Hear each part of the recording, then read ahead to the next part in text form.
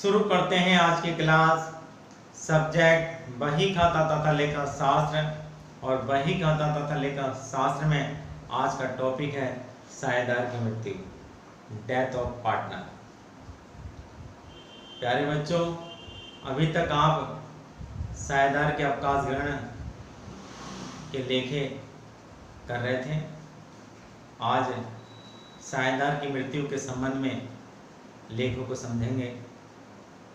साझेदार की मृत्यु के संबंध में कौन कौन से लेखे किए जाते हैं, आज उनको हम समझेंगे। प्यारे बच्चों, जीवन का सबसे बड़ा सत्य है, जो इस दुनिया में आया है उसे एक दिन जाना ही पड़ता है। और उसी प्रकार साझेदारी संस्था में भी एक दिन ऐसी परिस्थिति आ जाती है कि किसी साझेदार की मृत्यु हो जाती है। साझेदार की मृत्यु के संबंध में जो लेखे होते हैं वो साझेदार के अवकाश ग्रहण के संबंध में लेखों की भांति होते हैं। ये स्थिति वैसी स्थिति होती है जैसे साझेदार फर्म से अवकाश ग्रहण करता है। बस अंतर यह होता है कि एक साझेदार फर्म से स्वेच्छा से सभी साझेदारों की सहमति से फर्म से संबंध तोड़ता है, और इस परिस्थिति में ईश्वर की मर्जी से साझेदारी संस्था की पूरी दुनिया से साझेदार संबंध तोड़ लेता है। ज़्यादातर अवकाश ग्रहण साझेदार वित्तीय वर्ष के अंत में करते हैं, लेकिन मृत्यु तो आकस्मिक होती है, वर्ष के दौरान कभी भी आ सकती है। तो इस प्रकार साझेदार की मृत्यु वर्ष के दौरान कभी भी ईश्वर के ऊपर निर्भर करता है, हो सकती है। लेकिन अवकाश ग्रहण के संबंध में जिस प्रकार लेखे किए जाते हैं, वैसे ही साझेदार की मृत्यु के संबंध में लेखे किए जाते हैं। अवकाश ग्रहण में देय राशि का भुगतान अवकाश ग्रहण करने वाले साझेदार को किया जाता है, लेकिन साझेदार की मृत्यु की दशा में मृत्यु जिस साझेदार की हुई है उसकी देय राशि का भुगतान उसके उत्तराधिकारी को किया जाता है। तो इसमें उत्तराधिकारी का खाता और बढ़ जाता है। बाकी सभी लेखे जिस प्रकार अवकाश ग्रहण में होते हैं उसी प्रकार साझेदार की मृत्यु की दशा में होते हैं। जैसे संपत्तियों और दायित्वों के पुनर्मूल्यांकन के लिए पुनर्मूल्यांकन खाता वैसे ही बनाया जाता है। साझेदारों के पूंजी खाते वैसे ही बनाए जाते हैं। बस जिस साझेदार की मृत्यु हुई है उसके पूंजी खाते का शेष उसके उत्तराधिकारी के खाते में हस्तांतरित कर दिया जाता है, और इस देय राशि का भुगतान उत्तराधिकारी को कर दिया जाता है या उत्तराधिकारी के ऋण के खाते में हस्तांतरित कर दिया जाता है। बाकी कैश अकाउंट बैलेंस शीट वैसी बनती है। इस प्रकार प्यारे बच्चों, ये आज आपको समझ में आ गया होगा कि साझेदार की मृत्यु पर किस प्रकार लेखे किए जाते हैं, किस प्रकार खाते बनाए जाते हैं। अब इसका क्वेश्चन समझते हैं।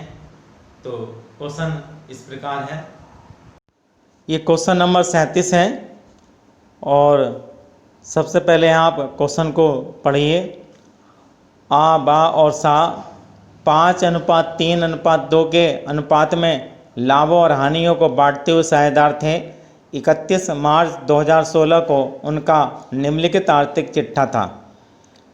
ये लाभ हानि अनुपात दे रखा है 5/10, 3/10 और 2/10 इनका लाभ हानि अनुपात हो गया। और पूंजी पे दायित्व दे रखा, लेनदार 11,000 के, संचित 6,000 की, पूंजी खाते ए का 30,000, बी का 25,000, सी का 15,000 और कुल पूंजी 70,000 और टोटल आ गया आपका 87,000।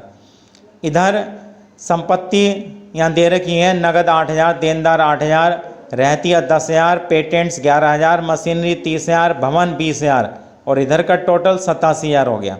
ये दोनों तरफ का टोटल 87,000 दे रखा है बराबर। इसके बाद बाकी मृत्यु 1 अक्टूबर 2016 को हो गई है, ये ध्यान में रखेंगे। बाकी मृत्यु जो बी पार्टनर है उसकी मृत्यु हो चुकी है 1 अक्टूबर 2016 को। उसके उत्तराधिकारी और शेष साझेदारों के बीच यह तय किया गया था, क्या तय किया गया था? पहला पॉइंट दे रखा आ पॉइंट, ख्याति का मूल्यांकन पिछले 4 वर्षों के औसत लाभ के 2/1/2 वर्षों के क्रय के आधार पर किया जाएगा।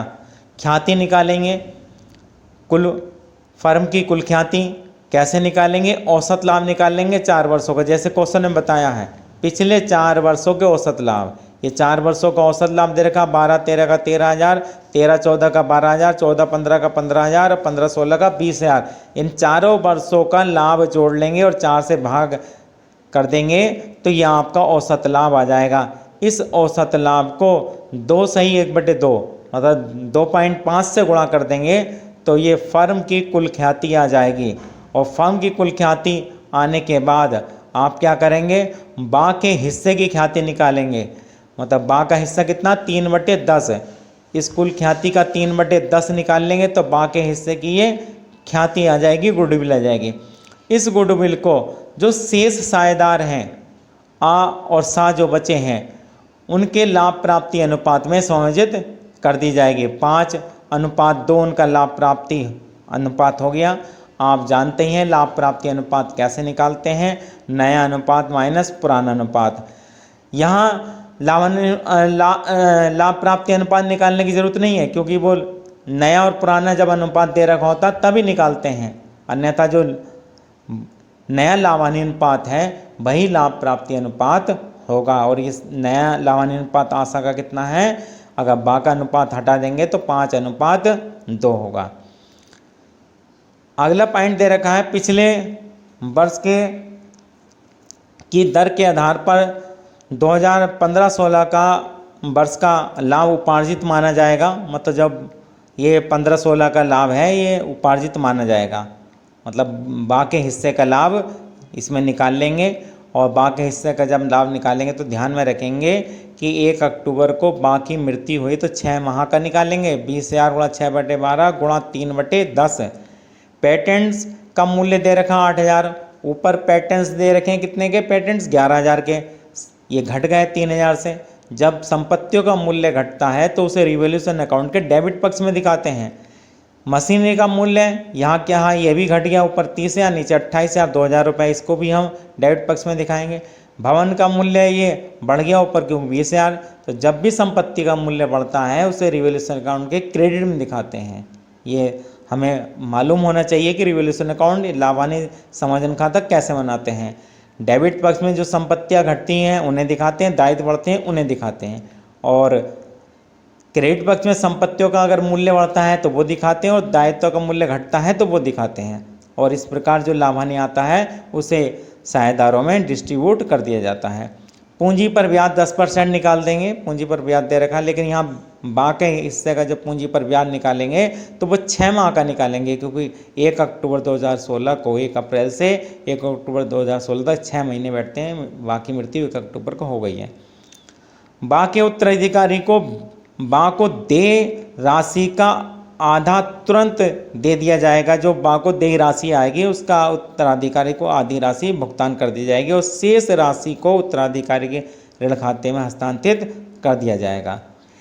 1 अक्टूबर 2016 को बा का पूंजी खाता और बा के उत्तराधिकारी का खाता, 2 ही खाते पूछे हैं इसमें, केवल बा का पूंजी खाता और बा के उत्तराधिकारी का खाता पूछा है। इसमें आपके सभी के खाते नहीं पूछे हैं कि सभी के पूंजी खाते बनाइए और चिट्ठा बनाइए, केवल बा का पूंजी खाता और बा के उत्तराधिकारी का पूंजी खाता इतना पूछा है। तो देखते हैं, तो सबसे पहले क्या बनाएंगे आप? रिवैल्यूएशन अकाउंट बनाएंगे। तो रिवैल्यूएशन अकाउंट की लाइन खींच लीजिए आप। तो रिवोल्यूशन अकाउंट कैसे बनाते हैं, पर्टिकुलर अमाउंट ये डेबिट साइड है, पर्टिकुलर अमाउंट इधर ये क्रेडिट साइड है। तो जो संपत्तियां कम हुई हैं और दायित्व में वृद्धि हुई डेबिट पक्ष में लिखते हैं, जो संपत्तियों में वृद्धि हुई दायित्व में कमी हुई है उसे क्रेडिट पक्ष में लिखते हैं। यहाँ पेटेंट 3000 और टू मशीनरी 2000 ये कम हुई हैं और बाई बिल्डिंग में वृद्धि हुई है 5000। और ये इस क्वेश्चन में दोनों तरफ का आपका टोटल बराबर आ रहा है रिवोल्यूशन का। यहाँ ना लाभ है ना हानि है। अगर क्रेडिट पक्ष का योग अधिक होता, डेबिट का कम होता तो लाभ होता, और ये सभी साझेदारों में आवासा में इसको लाभ हानि अनुपात में बांट दिया जाता। अगर ये डेबिट पक्ष का योग अधिक होता और क्रेडिट का कम होता तो हानि होती, और इस हानि को भी तीनों साझेदारों में लाभ हानि अनुपात में बांट देते। यहाँ रिवोल्यूशन अकाउंट के दोनों पक्षों का योग बराबर है, इसका मतलब रिवोल्यूशन से ना लाभ है ना हानि है। इसके बाद बनाते हैं बी का कैपिटल अकाउंट। बी का कैपिटल अकाउंट देखिए, कैपिटल अकाउंट जैसे बनते हैं वैसे ही बनाए जाएंगे। यहाँ केवल बी का पूछा है तो बी का, अगर सबका पूछा होता तो सबके 3 कॉलम बनाते हैं आवासा दोनों तरफ। अब यहाँ केवल बी का पूछा तो बी का ही केवल कॉलम बनाएंगे। तो सबसे पहले आप जानते हैं क्या लिखते हैं, सबसे पहले बैलेंस लिखते हैं, बाई बैलेंस विधि जो चिट्ठे में दे रखा। तो बा का दे रखा था 25,000 रुपये, 25,000 लिख दिए। बाई संचिति दे रखी थी, बाई रिजर्व लिख देंगे और उसके हिस्सा लिख देंगे। 3/10 है, 3/10 निकाल देंगे, 1,800 रुपये आ गए। बाई इंटरेस्ट ऑन कैपिटल 10% दे रखा था 25,000 का, 10/100 गुणा 6/12, क्योंकि 1 अप्रैल से 1 अक्टूबर तक का, तो ये 1,250 रुपये आ गया। बाई PL सस्पेंस अकाउंट लिखेंगे, क्योंकि मृत्यु होने के बाद वर्ष के दौरान अगर मृत्यु होती है तो जो पार्जित लाभ है उसको PL सस्पेंस के नाम लिखा जाता है, लाभ हानि उच्चंत खाता। तो 20,000 दे रखा था, ये लास्ट ईयर का प्रॉफिट आप देख सकते हैं क्वेश्चन में नीचे दे रखा है। 20,000 गुणा 6/12 गुणा 3/10, तो 6/12 क्योंकि 1 अक्टूबर तक हमें लेना है 1 अप्रैल से, और 3/10 उसका हिस्सा है तो 3,000 आ गया। अब ख्याति के समायोजन की एंट्री आप जानते हैं क्या करते हैं, जो रिमेनिंग पार्टनर उनको डेबिट करते हैं टू रिटायरमेंट पार्टनर या जो डेथ पार्टनर्स, यहाँ डेथ पार्टनर्स तो यहाँ एंट्री कर देंगे S capital D R C's capital D R to B's capital. तो बाई एस कैपिटल और बाई सीज कैपिटल 11,250 की ये गुडविल आई थी, इसकी कैलकुलेशन आप नीचे देख सकते हैं। तो 11,250 गुणा 5/7 और 11,250 गुणा 2/7 ये लाभ प्राप्ति अनुपात में एसी में हमने समायोजित कर दिया, उनके खाते में ये ख्याति डेबिट कर दी। अगर ये सबके पूंजी खाते बन रहे होते तो 2/20 कैपिटल लिखते और रकम लिखते ए और सी में, और ये by S capital by C's और रकम लिखेंगे बी में। तो ये 8,036 और 3,214, और इस प्रकार इसका टोटल आ गया 42,300। और इधर जो बी का उत्तराधिकारी और उस उत्तराधिकारी को जो जिसके नाम वसीयत की है उसको हम क्या कहते हैं, एग्जीक्यूटर्स कहते हैं। तो टू बीज एग्जीक्यूटर्स अकाउंट में लिख दिया हमने 42,300 रुपये। इस प्रकार ये आपका 20 कैपिटल अकाउंट आ गया। बी को जो देय राशि थी वो 42,300 रुपये थी, जो उसके उत्तराधिकारी के खाते में हस्तांतरित कर दी। अब बी के उत्तराधिकारी का खाता बनाते हैं, बीज एग्जीक्यूटर्स अकाउंट। बाई 20 कैपिटल लिख दिया 42,300 रुपये। अब क्वेश्चन में कहा था कि आधी राशि नगद भुगतान कर दी, तो आधी राशि लिख देंगे। आधी राशि 42,300 का आधा कितना हो गया, 21,150 रुपये। और आधी उसके ऋण खाते में, तो ऋण खाते में ट्रांसफ़र कर देंगे टू बीज एग्जीक्यूटर्स लोन अकाउंट। अगर ये सबका भुगतान कहता तो सबका कर देते, और सबको लोन में कहता तो सब राशि लोन में ट्रांसफ़र कर देते। जैसे क्वेश्चन में कहेगा वैसे काम हम करेंगे। तो इस प्रकार ये टोटल इसका 42,300 आ गया। इस प्रकार बी का पूंजी खाता और बी के उत्तराधिकारी का खाता बन गया। वर्किंग नोट में आप देख सकते हैं कि ख्याति की गणना किस प्रकार की गई है। Calculation of goodwill, average profit निकाल लिया है, जो ये पिछले वर्षों का लाभ दे रखा था क्वेश्चन में 13,000, 12,000, 15,000, 20,000 रुपये, इनको हमने जोड़ लिया और इसका टोटल कितना आया 60,000 आया, और 4 से इसको भाग कर दिया क्योंकि 4 वर्ष हैं, 15,000 आ गया। और 15,000 को हमने गुडविल निकाली है, फर्म की कुल गुडविल आ गई 15,000 गुणा 2.5, 2 से 1/2 दे रखा था उसको, तो ये आ गया हमें 37,500 फर्म की कुल ख्याति का मूल्य आ गया। अब बी के हिस्से की ख्याति निकाल लेंगे। बी का हिस्सा कितना 3/10, 37,500 का 3/10 निकाल लेंगे तो ये 11,250 बी के हिस्से की ख्याति आ गई। और ये जो बी के हिस्से की ख्याति, क्यों ख्याति खाता खोला नहीं जाता है, तो इस ख्याति की राशि को जो शेष साझेदार हैं ए और सी, उसको क्या करेंगे, समायोजित कर लेंगे अपने लाभ प्राप्ति अनुपात में, और इसको लाभ प्राप्ति अनुपात में समायोजित ए और सी के खाते में कर दिया गया है। प्यारे बच्चों, इस प्रकार ये साझेदार की मृत्यु का क्वेश्चन हो गया। अगर इसको क्वेश्चन को पूरा अगर बैलेंस शीट तक करना होता तो कैपिटल अकाउंट सभी के बनते और ये उसका उत्तराधिकारी का खाता और बन जाता और कैश अकाउंट बना लेते और उसके बाद बैलेंस शीट बना लेते, ठीक। और ये जो उत्तराधिकारी का खाता ये लोन है, इसको हम क्या करते हैं, हम दायित्व पक्ष में दिखा देते। तो इस प्रकार ये पूरा कंप्लीट क्वेश्चन आपका बैलेंस शीट भी बन जाती। तो प्यारे बच्चों, ये क्वेश्चन आपको अच्छी तरह से समझ में आया होगा। अगर कोई बात समझ में नहीं आई है तो आप कमेंट बॉक्स में लिख सकते हैं और अपनी समस्या पूछ सकते हैं। आपकी हर समस्या का समाधान करने की हम पूरी कोशिश करेंगे। धन्यवाद।